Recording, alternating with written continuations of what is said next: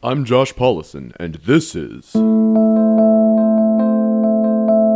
Inspector Josh Investigates TV. I study TV shows for writing lessons based on what their writers did right and where the enemy won, or something like that. I'm trying to think of something else clever to say, but whatever. Today we are looking at Daredevil Season 1, Episode 1, Into the Ring. I don't want to just do a bunch of pilots, but what happened was that I was planning on going through the Daredevil series, and I have a big problem with Squick.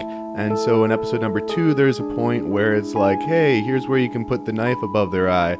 And I kind of freaked out inside and stopped it. I'm going to talk with some of my friends, see if it gets as bad as I'm worried it gets. I've heard it's very violent, and even though I watched through Breaking Bad, some of it is just too much for me. So there are shows that I won't go through for the series, unfortunately, because of that, but I will do the best that I can in some of these things, avoiding emotionally scarring myself. Warning, spoilers are ahead for episode 1. If you do not want spoilers, stop this right now, and you and we are not so different.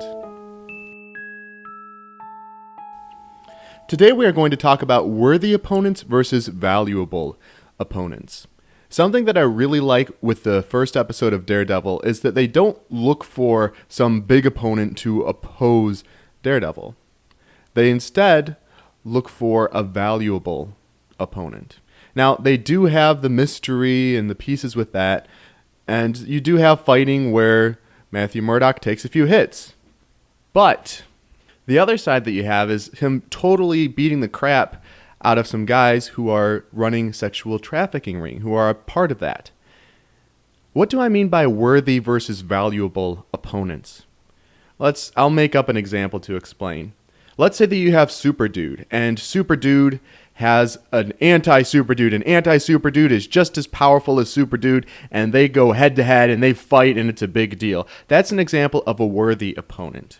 However, let's say that Super Dude alternatively has the opportunity to bust a sexual trafficking ring. It's not difficult for him to do, but he has that opportunity. That is a valuable opponent.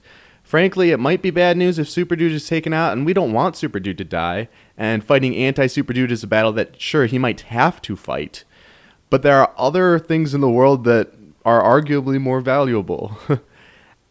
If Super Dude lost his life, that would suck. But to me, what would suck more is if he didn't get the opportunity to bust that sexual trafficking ring. I guess this probably seems really dark to put it in this way, but there are certain enemies, there are certain attacks that are impacting people in different ways, and we place different values on those. For example, if somebody insulted my pride, and I went out and I fought them and beat the crap out of them, you know what? That's not really a valuable opponent. But if somebody is beating up my kids, or if they're stealing, which I don't have any kids, or if they're stealing from my friends, if they are murdering innocent people, then that is a valuable opponent. Regardless of their capability to defend themselves against me, their value is separate from that. But their worth, how worthy they are of facing me, is independent of how valuable they actually are to fight. And I like that in Daredevil, in the beginning, yes, there is the mystery and pieces with that, but it focuses more on valuable opponents than worthy opponents. And I think that's something as writers that is great to grasp, is that it can become so easy to look, oh, what's the perfect foil for this hero? Well, that might be good to look at, but here's another question. What is something that ought to be stopped? What is not just a worthy opponent, but a valuable opponent? That's something that I'm going to be looking for more in my own stories.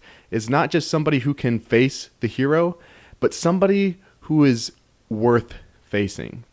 And I'd advise you to do the same. Case closed. Thank you for listening. We'll be back with another investigation tomorrow. Follow me on Twitter or check out my other great story resources on my website. You can find links to each in the episode description.